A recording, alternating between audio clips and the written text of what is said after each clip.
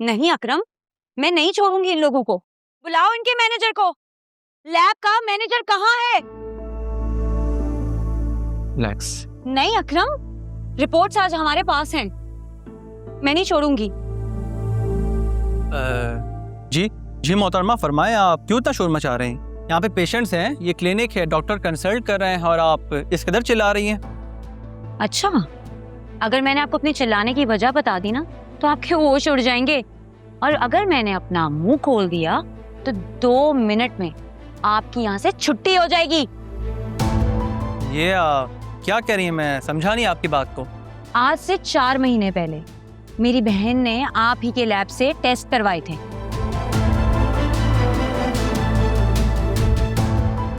जी ये टेस्ट तो हमारी लैब के हैं।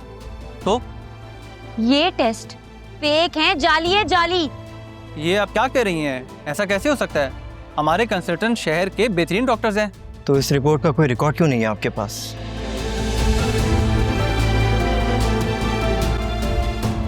आपके डेटा में एंट्री क्यों नहीं है इसकी? मैं एक डॉक्टर हूँ और रिपोर्ट देखकर साफ साफ बता सकती हूँ कि इस रिपोर्ट को तब्दील किया गया है। कैसे हुआ, कहाँ हुआ, क्यों हुआ, ये सब तो मुझे आप बताएंगे। और अगर आपने मुझे ना बताया फिर आप अपनी नौकरी से भी जाएंगे और फ्रॉड करने के जुर्म में जेल भी। चलो अकरम। एक मिनट मैडम, मेरी बात तो सुने। आइए हम बैठ के बात कर लेते हैं। आप आए तो सही। सर प्लीज आए। फिजा, ये तुम क्या कह रही हो? ऐसा कैसे हो सकता है? वो तो बेस्ट फर्टिलिटी क्लिनिक है। आलिया, एज ए डॉक्टर मेरा इतना एक्सपीरियंस नहीं है, लेकिन मैं रिपोर्ट्स देखकर ये जरूर बता सकती हूँ कि ये रिपोर्ट्स फेक हैं। शायद किसी टेक्नीशियन ने बदल दी हो। क्योंकि इनकी रीडिंग्स तो कुछ और बता रही हैं। इतना ड्रास्टिक चेंज वैल्यूज में इट्स नॉट नॉर्मल।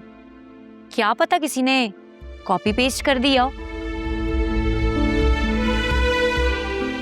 मैं तो हैरान हूं कि तुमने कैसे कंपेयर नहीं किया अपनी पिछली रिपोर्ट से।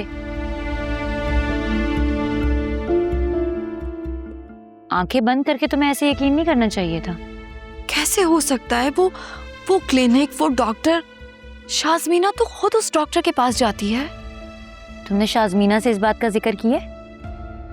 नहीं, मैंने उससे इस बारे में कोई बात तो नहीं की, लेकिन 2 दिन हो गए मेरा उससे कांटेक्ट भी नहीं हो पा रहा है। तो तुम उसको बताओ ना कि उसके बताए हुए क्लिनिक ने कितना बड़ा ब्लंडर किया है।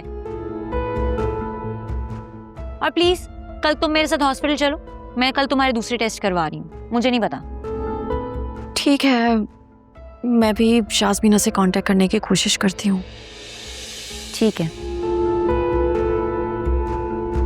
आलिया, इतना कुछ हो गया और तुमने मुझे बताया ही नहीं। तुम खुद ही तो 2-3 दिन से गायब थी। मैंने तुम्हें इतने कॉल्स, इतनी मैसेजेस किए, लेकिन तुमने मुझे कोई जवाब नहीं दिया। तो मैंने बताया था ना कि मैं थोड़ा सा बिजी हूँ, घर में कुछ प्रॉब्लम चल रही थी। एनीवे, तुम बताओ, तुम अब क्या करोगी? पता नहीं। वासे ने तो अपने ऊपर से इल्जाम हटाकर मेरे कैरेक्टर पर इल्जाम लगाया है। शाज़मीना, मेरा दिल तो जैसे टूट ही गया है। मैंने तुम्हें कहा था ना कि वासे का कहीं अफेयर चल रहा है। देख लिया अब तुमने। मैं तो कहती हूँ तुम ना इस बेकार करप्ट आदमी से ना जान छुड़वाओ और तुम फराज से शादी कर लो। तुम्हें ये बात समझ क्यों नहीं आती है? मैंने कितनी बार कहा है कि मैं फराज साहब में इंटरेस्टेड नहीं हूं। मैंने अगर जिंदगी में किसी से मोहब्बत की है ना, तो मैंने वासे से मोहब्बत की है, और वो ही मेरी पहली और शायद आखिरी मोहब्बत है। अकल इस्तेमाल करो आलिया। वो तुम्हें अपने दिलो दिमाग, अपनी जिंदगी से निकाल चुका है। अब वो तुम्हें एक्सेप्ट नहीं करने वाला। मेरी मानो तो उसको तुम अभी कॉल करो और उसको बोलो तुम्हें तलाक दे दे। प्लीज ऐसा तो मत बोलो। देखो आलिया, वो तुम्हें अपनी लाइफ में एक्सेप्ट नहीं करने वाला, और तुम्हारी बहन खामखा अपना सिर्फ टाइम वेस्ट कर रही है। लिसन, चलो मान लेते हैं कि हॉस्पिटल से मिस्टेक हो गई, वो रिपोर्ट्स गलत आई बाय मिस्टेक। मुझे एक बात बताओ, वासी ने जो तुम पर इल्जाम लगाया है फराज के हवाले से, और जो तुम्हें अब उसके एक्स के बारे में पता लगा है, तुम्हें लगता है ये सब कुछ जान के भी तुम उसके साथ रह सकोगी? नहीं ना। देखो, एक बार ट्रस्ट टूट जाए फिर दोबारा नहीं जुड़ता। पता नहीं, मुझे कुछ समझ नहीं आ रहा है। मैं बहुत कंफ्यूज हो रही हूँ। मैं अम्मा अब्बा के घर आ तो गई हूँ, लेकिन ऐसा लग रहा है जैसे मेरे वजूद का एक हिस्सा वासे के पास ही हो। मैं तुम्हारा दुख तकलीफ समझ सकती हूँ, तुम्हारी कैफियत को अंडरस्टैंड कर सकती हूँ, लेकिन Alia, why don't you understand? Self respect सबसे ऊपर होती है और उससे बढ़कर कुछ भी नहीं होता। उसने आज तुम पर एक इल्जाम लगाया, कल दूसरा लगाएगा, फिर तुम क्या करोगी? पता नहीं शाज़मीना, मुझे सीरियसली कुछ समझ में नहीं आ रहा। अच्छा ठीक है, कोई बात नहीं, तुम ऐसा करो, तुम मेरे घर आ जाओ, हम बैठकर बात करते हैं, ओके? लेकिन मैंने तो तुम्हारा घर भी नहीं देखा हुआ। तो उसमें कौन सा बड़ी बात है? मैं तुम्हें लोकेशन सेंड करती हूँ, जस्ट कम ओवर, हम बैठ के बात करेंगे, कोई ना कोई सॉल्यूशन जरूर निकालेंगे, ओके? ठीक है। Take care.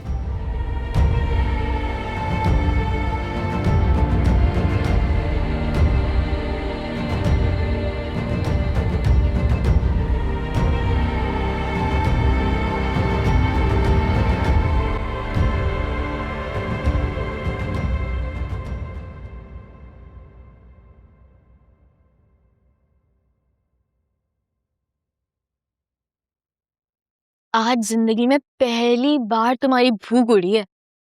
मजाक उड़ा रही हो? नहीं, मैं तुम पे तरस खा रही हूँ। अच्छा, कुछ पता चला आगे क्या होगा? दादी कहती है ना कि ऊंट किस करवट बैठेगा। समझ में नहीं आ रहा यार। भाई भाभी से नाराज हैं, भाभी भाई और मम्मी दोनों से नाराज हैं, असलम अंकल मुझसे नाराज हैं, और फिजा हम सब से नाराज है। I mean, लिटरली मेरा सर चकरा रहा है यार। तो कुछ पता चला कि फेक रिपोर्ट्स किसने बनाई थी और क्यों बनाई थी? अच्छा, सीसीटीवी फुटेज तो होगी ना? हॉस्पिटल वालों का साफ कहना है कि हमारे पास सीसीटीवी फुटेज का रिकॉर्ड ज्यादा से ज्यादा 15 दिन का होता है।